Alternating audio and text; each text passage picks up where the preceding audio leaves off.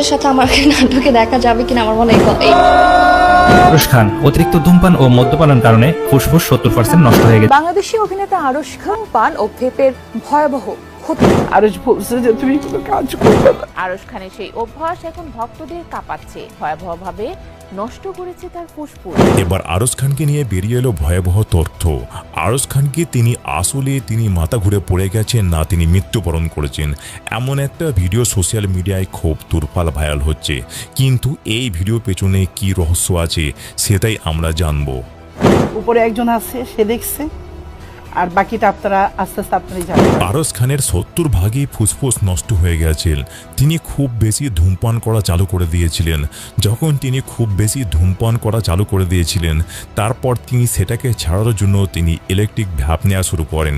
কিন্তু ধূমপান সিগারেট তার যতটা ক্ষতি করেছিল তার চেয়ে বেশি ক্ষতি করে এই ইলেকট্রিক সিগারেট।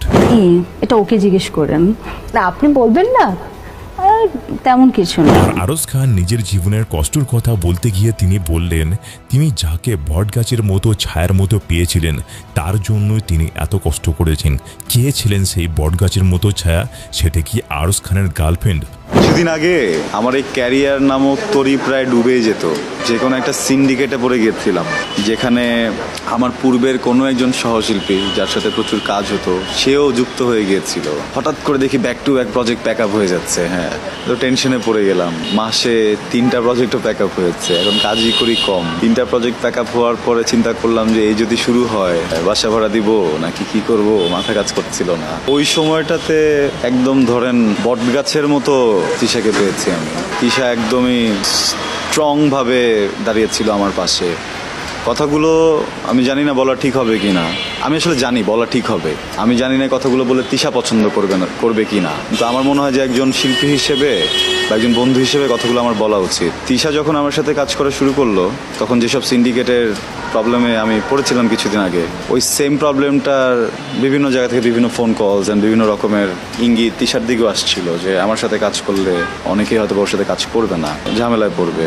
তিশা কখনো পাত্তা দেয়। আরুষ খানের শরীর খারাপ নিয়ে যখন আরুষ খানের মাকে জিজ্ঞাসা করা হয়, তোমার ছেলে এত তাড়াতাড়ি কেন অসুস্থ হয়ে পড়ল, তখন তিনি এমন কিছু উত্তর দিলেন যেটা মানুষ কল্পনাও করতে পারেননি। হ্যাঁ, আরুষ খানের এই অসুস্থতার পেছনে কি রয়েছে? ছেলে আমার জীবনে সে হিরো, সে ফিল্মের হলো কিনা এটা বড় কথা না। আমার ছেলে মানে ওই বয়সে একজন ছাত্র হিসেবে যে যুদ্ধটা আমার জন্য করছে, এটা শুধু সিনেমার পর্দায় সম্ভব।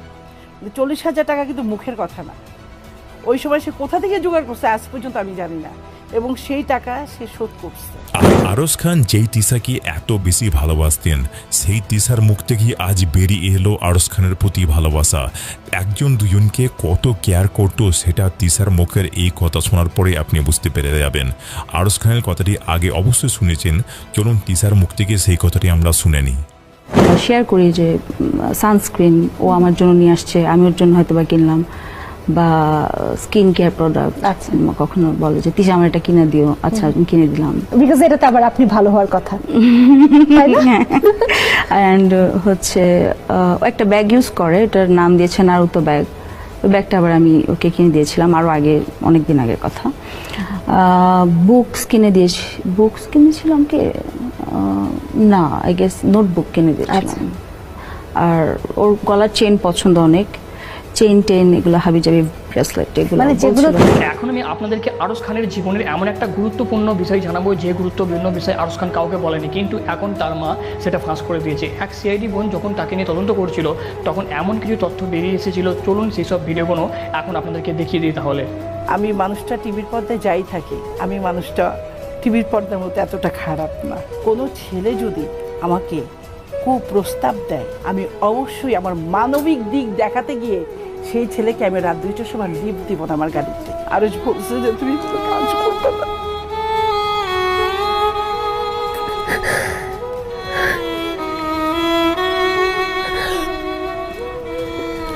হয় আমার হাঁটুতে, ডাক্তার বলছে হাঁটুতে ক্ষয় বেশি, মানে উঁচা নিচা, যেরকম গ্রামে কাজ করতে আসতে গ্রামের রাস্তাগুলো তো সমান না, উঁচা নিচা, ওগুলোতে হাঁটা যাবে না, সিঁড়ি পাওয়া যাবে না, রেস্টে থাকতে হবে। এবং নর্মাল যে জায়গাগুলো, যেরকম শহরের রাস্তাগুলো একদম প্লেন, ওগুলোতে আমি হাঁটতে পারবো। এই জন্য আমি বেশ কিছুদিন কাজ করিনি, বসেছিলাম। তারপরে আস্তে আস্তে ধরা পড়লো ডায়াবেটিস, হার্টের সমস্যা, প্রেশার হাই। আর এবার তো মারাত্মক আকারে মানে আমার একটা টেস্ট হয়েছে, ওটার নাম হচ্ছে স্লিপিং স্টাডি। ওটাতে ধরা পড়ছে যে আমি ঘুমানোর পর আমার প্রথম অক্সিজেন লেভেলটা ঠিক থাকে, তারপর আস্তে আস্তে ওটা নেমে 25-এ চলে যায়, যেটা 80-র নিচে কোনোভাবে নামা উচিত না। তো এটার জন্য এটা টেস্ট করার পর ধরা পড়ার পর আমি একটা মেশিন কিনে দিয়েছি আমার ছেলে, ওটা ইউজ করতেছি ইনশাল্লাহ। ওটা ইউজ করার পর শারীরিকভাবে এখন কিছুটা সুস্থ। আর আপনাদের দোয়া এবং ভালোবাসায় আমার মনে হয় যে আমি খুব দ্রুত একদম পুরোপুরি সুস্থ হয়ে যাব। আমার এক ছেলে এক মেয়ে। ছেলেকে আপনারা সবাই চেনেন, আরশ খান, ও মিডিয়াতে কাজ করে, আপনাদের দোয়া ভালোই কাজ করছে। আর আমার মেয়ে অনার্স শেষ করে আছে বাসাতেই, মাস্টার্সটা কমপ্লিট করবে, বিদেশে যাওয়ার চিন্তাভাবনা আছে। আলহামদুলিল্লাহ আমি ছেলে মেয়ে নিয়ে, আমার কর্মজীবন নিয়ে আমি অনেক ভালো আছি। আমি ছোটোবেলা থেকে থিয়েটার করি, অভিনয়টা মিলে আমারই ইচ্ছে ছিল যে আমার ছেলের পর সবাই বলতো মাশাআল্লাহ অনেক সুন্দর। আইটু যখন বড় হলো সবাই বললো মাশাআল্লাহ অনেক সুন্দর, হিরো বড় হলে হিরো হবে। তো এইটা আমার ভিতরে ছিল এবং আমিও একটু একটু করে লালন করা শুরু করলাম যে না, আমার ছেলে যখন বড় হবে আমি ফিল্মের হিরো বানাবো। ছোটো পর্দার হিরো আমার ইচ্ছা ছিল না। আর তখন তো আমি মিডিয়া জগতে আসি নাই। তারপরে আস্তে আস্তে যখন আমি ওইখানে আসলাম, কাজ করছি, তখনও আমার ইচ্ছা যে আমি ছেলেকে ওইভাবে আস্তে আস্তে তৈরি করলাম, থিয়েটারে দিলাম, নাচ শেখাইছি, ফাইট যতটুকু জানে, গান ভালো জানে। তা আমি কাজ করতেছি অনেক দিন থেকে। মাঝখানে আমাদের কাজের কিছু সমস্যা হচ্ছিল, করোনার জন্য কাজ বন্ধ ছিল। প্রত্যেকটা শিল্পীরই, মানে শুধু শিল্পী না, বাংলাদেশের সবারই একটু প্রবলেম হয়েছে। তখন সে আমাকে বলল যে আম্মু, তুমি যেহেতু কষ্ট করতেছো, আমি কবে সেই লেভেলে যাব, কোনো ডিরেক্টর আমাকে পছন্দ করে ফিল্মের হিরো বানাবে, তারপরে আমি সংসারের দায়িত্ব নেব, এটা করব না। এটা বলেও বলো যে আমি টুকটাক কাজ শুরু করি। তখনও যে টুকটাক পরিচয় ছিল আমার ওয়েতে না, ও পুরোটা নিজের ওয়েতে প্রথম একটা অ্যাড করলো বাংলালিংকে, তারপরে একটু একটু করে শুরু করলো, তারপর নাটক। এবং সবচেয়ে মজার ব্যাপার, নাটকেও যখন আসছে অনেকে জানতোই না যে আমার ছেলে। অনেকে আমাকে ফোন করে বলতো যে আরশ খান বললো আম্মু কেমন আম্মু। তাই আমি বললাম কেমন আম্মু বুঝলাম না। বললো যে না, অনেকে তো নাটকে একসাথে অভিনয় করলে আম্মু বলে, তা আমরা আসলে মানে কেউ বলতেছে যে এটা আরশের আম্মু, আবার আমরা এতদিন ধরে আপনার সাথে কাজ করছি কখনো জানি না।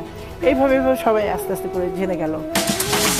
এখন যে বিষয়টা, এটা কি বলবো, আমার ছেলেকে আমি যতটুকু চিনি, আপনাদের সবার সাথে কাজ করছে, আপনারাও সবাই চেনেন।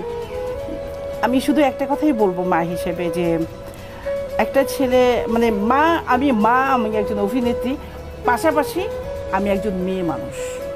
কোনো ছেলে যদি আমাকে কুপ্রস্তাব দেয়, আমি অবশ্যই আমার মানবিক দিক দেখাতে গিয়ে সেই ছেলেকে আমি রাত 2টার সময় লিফট দিব না আমার গাড়িতে। বাকিটা আপনারা যথেষ্ট বোঝেন, আপনারা বাকিটা বুঝে নেন। এ ব্যাপারে আমি কিছু বলতে চাই না। এবং আমাদের যে শিল্পী সংগঠন, সেখানে এটা বিচার হয়েছে, সেখানে প্রমাণ হয়েছে যে আরশ নির্দোষ। এবং আমার পুরোটাই আস্থা ছিল শিল্পী সংঘের উপরে। তাদের বিচার হয়ে গেছে, আপনারা সবাই জানছেন যে আসল ঘটনা কী ছিল।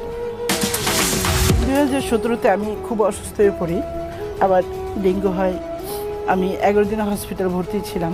আমার অনেক বন্ধুবান্ধব ছিল যাদের সাথে কাজ করছি, তা আমি তাদেরকে বলছি, আমাকে কেউ দেখতে যায়নি, কেউ কোনো খবর নেয়নি। আমার ছেলে তখন কিছুই করতো না।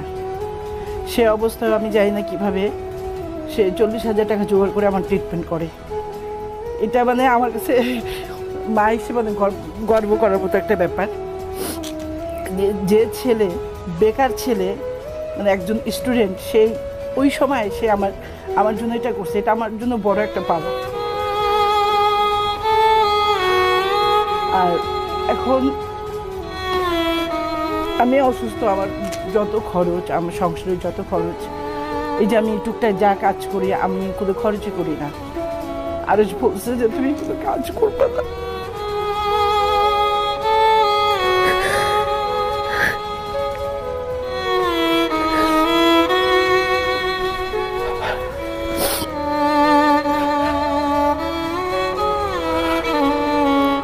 বলছে তুমি জীবনে অনেক কষ্ট করছো, এখন তুমি বসে থাকবা, তোমার জীবনে যত শখ আছে শখগুলো মিটাবা।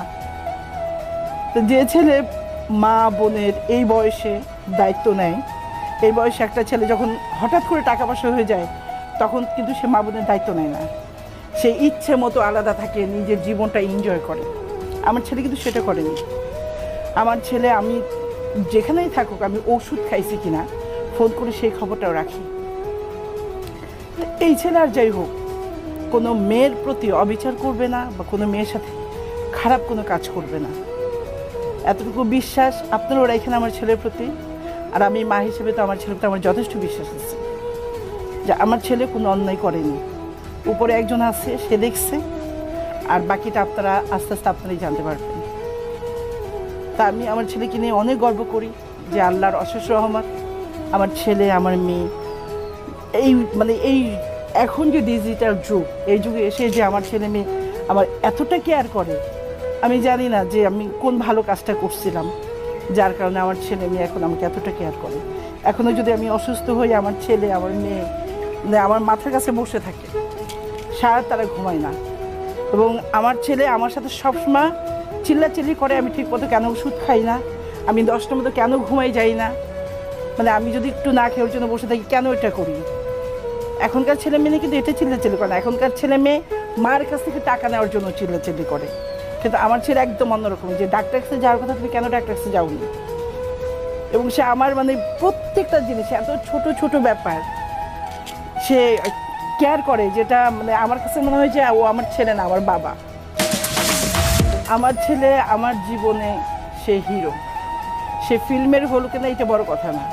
আমার ছেলে ওই বয়সে একজন ছাত্র হিসেবে যে যুদ্ধটা আমার জন্য করছে, এটা শুধু সিনেমার পর্দায় সম্ভব। 40,000 টাকা কিন্তু মুখের কথা না, ওই সময় সে কোথা থেকে জোগাড় করছে আজ পর্যন্ত আমি জানি না। এবং সেই টাকা সে শোধ করছে, এখনও হয়তো শোধ করতেছে বা ইতিমধ্যে করে ফেলছে। তা আমার ছেলে ফিল্মে কবে যাবে আমি জানি না, নাটকে হিরো সেটা তো আপনারা সবাই জানেন, কিন্তু আমার জীবনে সবচেয়ে বড় হিরো আমার ছেলে, আমার হয়নি। হ্যাঁ, নীলা পাথর নীলা মানুষ কোনোটাই আমার জন্য না, এই নামটাই আমার সহ্য হয়নি। আমি চাই আমার ছেলে মেয়ে ভালো থাকুক, সুন্দর থাকুক, মানুষের কল্যাণে আগায় যাক, ভালো কিছু করুক দেশের জন্য। যেখানে অন্যায় দেখি সেখানে আমি প্রতিবাদ করি বাস্তব জীবনে। তা সেই ক্ষেত্রে কখনো আমি ভালো, কখনো আমি খারাপ। আর একটা মানুষ তো কখনো সবার ভালো হতে পারে না। আমি যদি অন্যায়ের প্রতিবাদ করি, যেখানে অন্যায়ের প্রতিবাদ করি সেখানে আমি খারাপ, যখন আমি ভালো কাজ করি তখন আমি ভালো। তবে আমি মানুষ হিসেবে এতটুকু জানি যে আমি কখনো এমন কোনো অন্যায় করি না যেটাতে আরেকজন মানুষের ক্ষতি হতে পারে। হ্যাঁ, হয়তো আমাকে মাঝে মাঝে পরিস্থিতির শিকার হয়ে 2-1টা মিথ্যা বলতে হয়, সেই মিথ্যে কার কোনো ক্ষতি হয় না, উপকার ছাড়া। যার কারণে আমি মানুষটা টিভির পর্দায় যাই থাকি, আমি মানুষটা টিভির পর্দার মতো এতটা খারাপ না। সংগ্রামের দিক থেকে যদি বলি তাহলে আমি 100% সন্তুষ্ট, এই জন্য যে আমি এখানে এসে সবার যে ভালোবাসাটা পেয়েছি, যতটুকু সম্মান পেয়েছি, যতটুকু বাংলাদেশের মানুষ আমাকে চেনে। এই সময় অনেকে আমার অনেক আগে থেকে অনেকে মিডিয়াতে আছে, তো এই জায়গাটা এখনও আসতে পারেনি। এটা আমার কথা না, অনেকে আমাকে বলে। আর আরেকটা কথা আমার বলা উচিত, না হলে অবিচার করা হবে, সেটা হচ্ছে যে আমি এসে 2 বছর কাজ করি, সে 2 বছর কিন্তু নীলাকে কেউ চিনত না। তারপর আমার মীর সাব্বিরের সঙ্গে পরিচয় হয়, তারপর তার সাথে কাজ করে তারপর থেকে মোটামুটি আমাকে সবাই চেনে বরিশালের নীলা হিসাবে। এই লোকটার প্রতি আমার বয়স আমার অনেক ছোট, তারপর আমার শ্রদ্ধা এবং ভালোবাসার দোয়া সব কিছু তার জন্য রইল, যে এই নীলার জন্ম কিন্তু মীর সাব্বিরের হাতে। যে কথাটা কখনোই কাউকে বলিনি, এমন তো অবশ্যই কিছু কথা থাকে যেটা আসলে আমি কাউকে বলতে চাই, ওটা হচ্ছে গোপনে তালা মারা, ওই চাবিটা হারিয়ে গেছে, খোলা যাবে না, বলাও যাবে না। টিভি নাটকে এসে মানুষের যত ভালোবাসা আমি পেয়েছি, এটা আমার জন্য অনেক বড় একটা পাওয়া। আমি যেখানেই যাই, আমার ধারণাও ছিল না যে এত মানুষ আমাকে চেনে। আমি একটা নাটক করলাম মালিক হতে সাবধান, তা ওইটাও মীর সাব্বির ভাইয়ের ছিল। তা আমি তালতলা মার্কেট গেছি আমার ফ্যামিলি সহ, 4 বছরের একটা বাচ্চা আমার পিছনে চিল্লাচ্ছে আমি না বুঝি না, কিন্তু বাচ্চা যখন চিৎকার করতেছে তখন আমার মনে হলো যে ছোট একটা বাচ্চা চিৎকার করতেছে, বাবার মাঝে হারিয়ে গেল। আমি না পিছনে তাকাইছি, তখন দেখলাম আমাকে ইশারা করতেছে। পরে আমি দাঁড়াইছি, বাচ্চাটা দৌড়ে আসছে, এসে আমাকে জড়াই ধরছে। আমি বললাম যে তুমি কে? বললো আপনি নূরার মা না? ওইখানে আমার নাটকে আমার ক্যারেক্টার ছিল নূরার মা।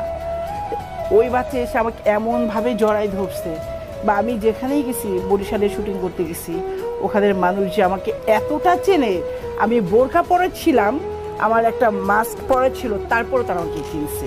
তা আমার না এই ব্যাপারগুলো খুবই ভালো লাগে, যে আমি যে এত পরিশ্রম করি, সেই পরিশ্রমটা আমার সার্থক, যে না আমার দর্শকরা আমাকে অনেক ভালোবাসে, এবং আমি চাই দর্শকদের জন্য ভালো ভালো কাজ করতে। আর আপনাদের অনেক ধন্যবাদ। বন্ধুরা, এই ভিডিওটির মাধ্যমে আপনারা অবশ্যই আরশ খানের সমস্ত বায়োডাটা জানতে পেরে গেছেন, তিনি কত কষ্ট করেছিলেন সেটাও জানতে পেরে গেছেন। ভিডিওটি আশা করছি আপনাদেরকে ভালো লেগেছে। ভিডিওটি ভালো লাগে লাইক করবেন, কমেন্টে জানিয়ে দেবেন। ধন্যবাদ, ভালো থাকবেন, সুস্থ থাকবেন, নিজেদের খেয়াল রাখবেন। আরেকটি কথা, অবশ্যই এই নেশার দিকে অ্যাডিক্ট হবেন না।